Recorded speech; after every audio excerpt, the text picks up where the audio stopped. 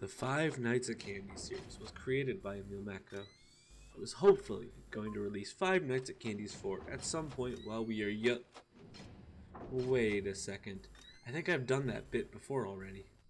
Anyways, now that we got that little bit out of the way, today's challenge brings us to Five Nights at Candy's 1. Well, sort of. I wanted to make a big jump in difficulty, and oh boy did I. I don't know if you remember my last challenge where I did the Shadow Challenge on Five Nights at Candy's 3. That is currently placed at 524 on the FNAF Max Mode list. I don't remember if it was the same as last time, but let's just say we are making around a 300 level jump. Because we are doing Five Nights at Candy's 720 mode, which ranks at 245. Considering how on my previous two challenges I completed the hard mode on the first try. So, will this one be different with the big jump? Will it be easy?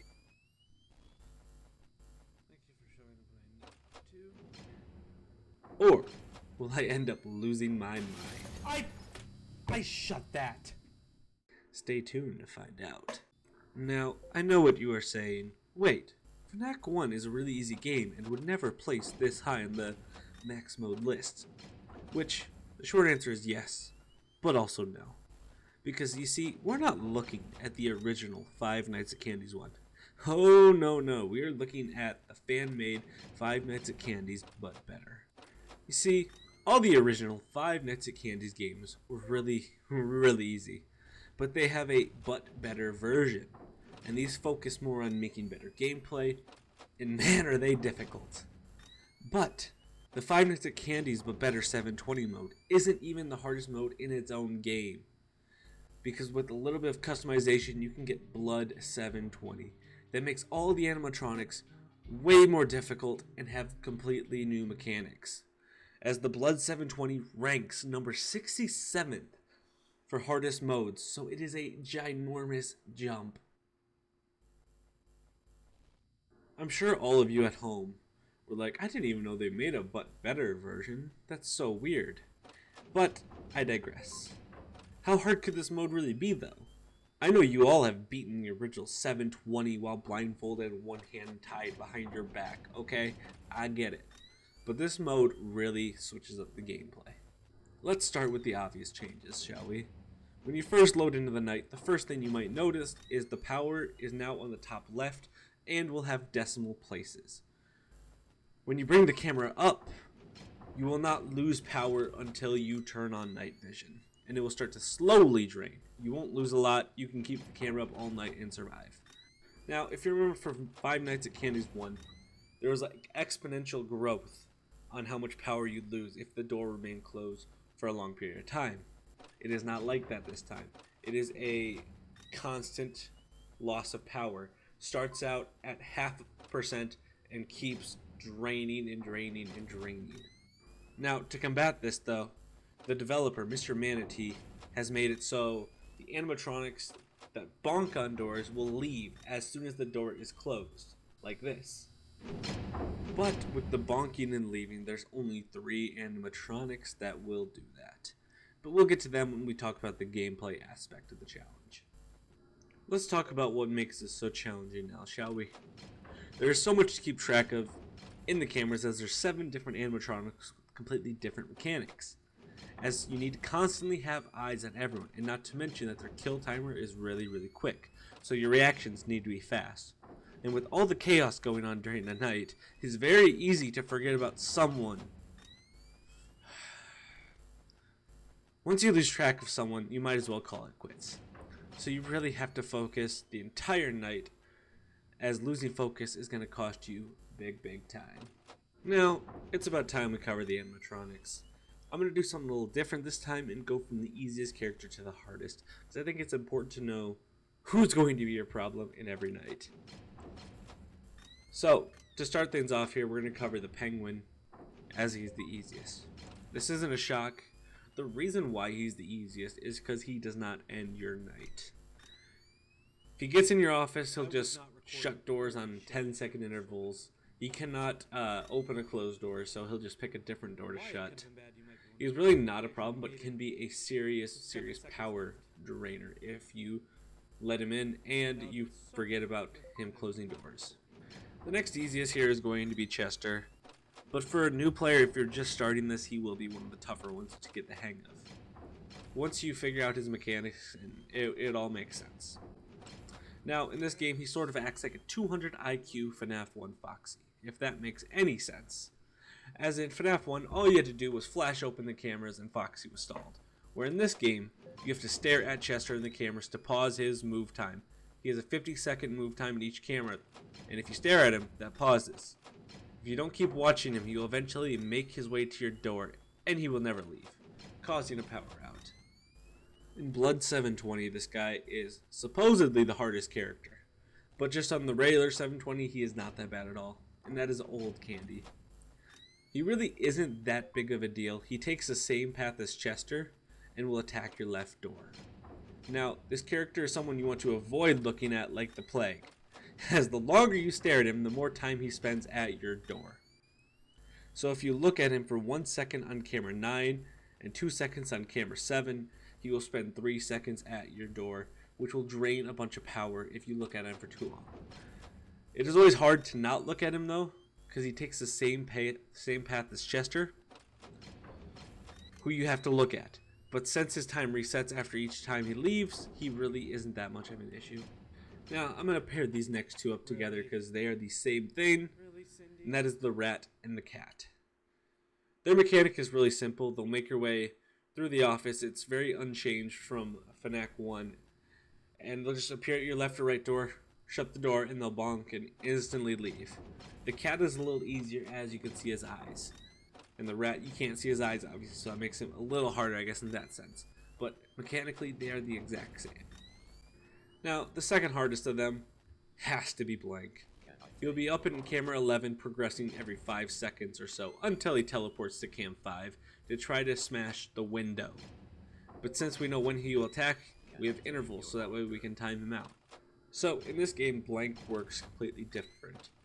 Whereas in FNAF 1, you could just close the vent and he'll eventually smash it, window, whatever. He'll smash it eventually. In this game, he is not like that. You have to be staring at camera 5 in order for him to start his attack, as he is reaction based. Once he starts the attack, then you close the vent.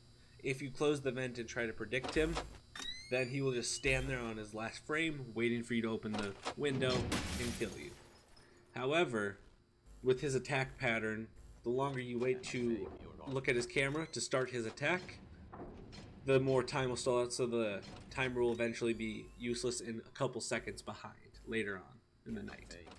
Now, what ultimately makes Blank hard is not his mechanic. It's the fact that his intervals tend to line up with everyone else's, so he is very easy to forget about, as you're not that often checking the window. So when you're getting an attack from left and right, and then you're like, oh shoot, Blank, and by that time he's already smashed your window. So that is why he is the second hardest. And for the hardest one, we have Cindy. I was not expecting this before going into this. She basically acts like Shadow Candy in Night Null in Five Nights at Candy's Remastered. Where once she leaves the stage, you gotta look in nearby cameras for her and stare at her for about 2 seconds or 1 second or something like that. She's not that hard, but she's the most forgettable character and will ruin your day when you least expect it. Because when she gets to your door, if you don't find her, she will stand there for 10 seconds, which will drain your power drastically. Now, from my research though, you could survive 1, maybe 2 times if you're good with your power management of her hitting your door. Other than that, you're chalk, and you might as well just restart. Whew. Now that we got all those characters out of the way, we can try to learn the mechanics and learn the strategies. So that way you guys at home can also complete this and not suffer like I did. Now, before we begin, I gotta ask you guys to subscribe and click that notification bell so you get notified when I go live or post a short. Because man, if I'm gonna suffer, I want you guys to be there to suffer with me. This misery loves company. I better see you all hit that sub button. So, I'm currently recording this on May 11th. And by recording this, I mean this voiceover, May 11th. I've been trying this challenge on and off for a little bit, but yesterday and today I went hard at it. And I can confidently say this is one of the hardest things I have done in gaming. Which, to be fair, really isn't saying much because I really try to avoid tough challenges. I don't like the tough challenges. It gets me out of my comfort zone. So, that's also the kind of point of this journey, is to get you out of your comfort zone as well. And one more quick thing, before we get into the strategy, I want to take a sec to talk about my personal feelings about this game, as I think that this is an important thing to talk about. I like this version so much better than the actual version, as all the mechanics really flow well together. That being said, I do miss the night system through the game, like a normal FNAF mode. I feel as if these but better versions would have had 6 nights, as it would definitely help learn the mechanics a little better before you jump into the custom night.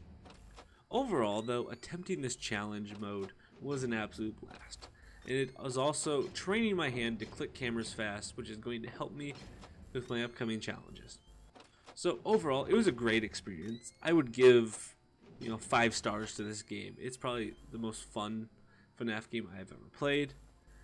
Anyways, let's get into the strategy. I'm gonna be honest, strategies, there's not a lot to them. With this game, it's more like Sister Location, in the sense of there's no RNG. It is pure skill. But it is nice to learn about intervals, and it helps to know when people will move. Also, there is this timer I will leave in the description. It is a FNAF mode timer made by Shooter25. I will leave this in the description, as this has saved my sanity. When starting the night, to preserve some power, as every bit of power is going to be helpful, wait about 10 seconds, and once you reach the 10-second mark, immediately go to Chester's camera, as you need to be on his camera most of the night to make sure that he does not move. It is important to note that on 15 seconds though, Old Candy will be on that camera, so you want to switch to the door cameras and just kind of keep an eye on those for a sec till he leaves at the 20-second mark. Chester is your main priority during the night, so you kind of want to keep a mental note of where every other character is. But do note that Candy, Penguin, and Rat all have a move interval of about 3 to 5 seconds. I'm still not totally sure. It feels somewhere in that range though. Once Old Candy leaves Chester camera at 20 seconds, you will want to go make sure no one is at your side doors, and then go to camera 5 and watch Blank. Make sure you're on his interval, because if you get off his interval, then you might wait 5 seconds past the interval. So make sure you're also using the FNAF mode, max mode run from Shooter25. It's in my description, along with the intervals I got posted on screen right here. Copy those in there and it'll make your life with Blank a million times easier, trust me. Once done with Blank's attack and everyone around the doors is clear, check camera 1 immediately and see if Cindy is there. If she is, then she will leave within the next 3 seconds. If she is not there, I recommend checking camera 3, then 2, and then cam 12 to find her, as she starts in cam 12 and ends in cam 4. So you want to catch her while she's on her way to your door. The best way to do it is to go the opposite direction of her. And with all that being said, congrats, you just learned the cycle of the night. If you repeat the strategy the whole night, you will eventually find yourself a win. There's not really more I could teach you in this mode, as once you get past the first cycle, the next goal is to stick it the entire night. Everyone attacks fast, so be cautious. Make sure you keep checking your door cameras and do not lose track of Chester, Cindy, or Blank, or your night will end really quick. But that is all I have for this challenge though. I genuinely wish I could give more info, but there's not really much more to give. So with all that being said, we got a lot of stuff coming in the future here. I'm not going to leave my next challenge show cliffhanger. It's going to be beating all the FNAF games, because that is something I have never done. So we'll beat Five Nights at Freddy's 1 through 4 and 6 in its own separate video, which will probably be the next one. And then we will do Sister Location, because that's harder than 720 mode. So we'll work our way up. And then after that will be 5020. Because I know that's what a lot of you are probably waiting for. So yeah, that's the future of the channel. I hope you guys did enjoy this video.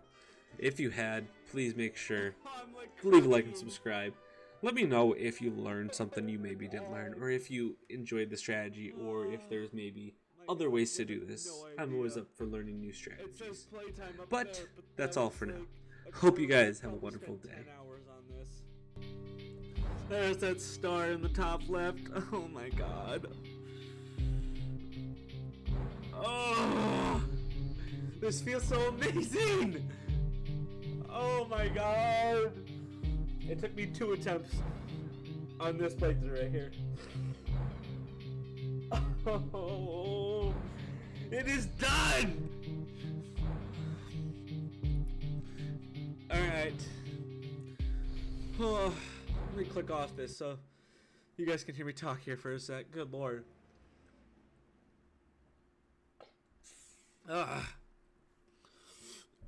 You guys have no idea. That was the most difficult challenge I think I've ever done. And we have more on the way.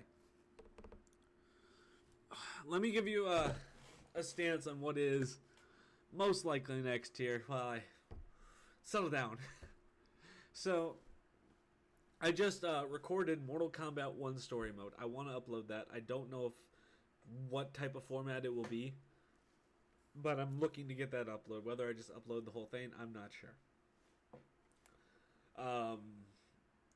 I want to do, obviously we'll have 5020 coming up, but before that I want to do FNAF 1 through 6, because I have actually never completed any of those games, and I feel like if I do a video, you know, completing it, I feel like that would go hard.